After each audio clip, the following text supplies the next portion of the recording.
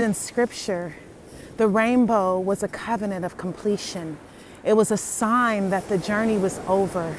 It was a sign for Noah that your voyage is complete. You can rest now.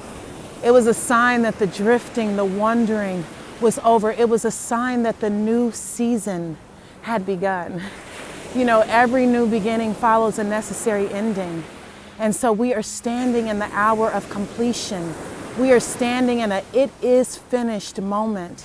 When Christ hung on the cross, those 3 words purchased everything. There is nothing we can add to "it is finished." What can you add in your works, in your performance, in your striving to please a God who's already said, "I am pleased with you, my daughter. I am pleased with you, my son. I'm so pleased with you. I'm so in love with you that take today as a sign of my completion, but take your entire life from the moment you accepted Christ as a sign of it is finished. It's finished. Lay down your labor. Lay down your striving. Lay down your toiling. Lay down your overthinking. Lay down your worries. It is finished. It is finished. Get in agreement with the completed work on the cross. I went to sleep thinking, it is finished, it is finished.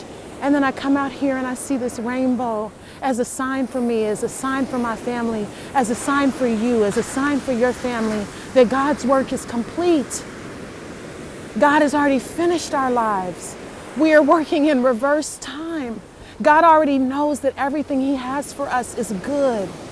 The gospel means good news because it means it's finished. It means you can't add anything to it, but you can't accept it. You can't execute your covenant as a joint heir with Christ, but it's finished. Will you rest in the completion of your victory? Will you rest in the promise that God has already made you? Will we learn to understand that the promises of God are yes and amen, and all we're doing is making our way in real time to what God has already done? It's already finished. Your victory, your abundance, your recompense, your restoration, the reversal of everything that's been against you. It is for you. God is for you. He is causing all things to work together for our good. And so today is a sign. God said signs and miracles will follow those who believe. Do you believe? You must believe.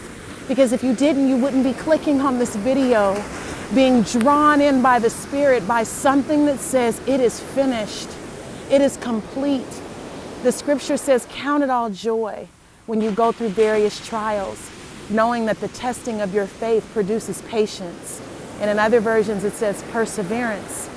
Because in the end, when the hardship is over, when the struggle is over, when the weeping is over, you will be whole, complete, and lacking nothing.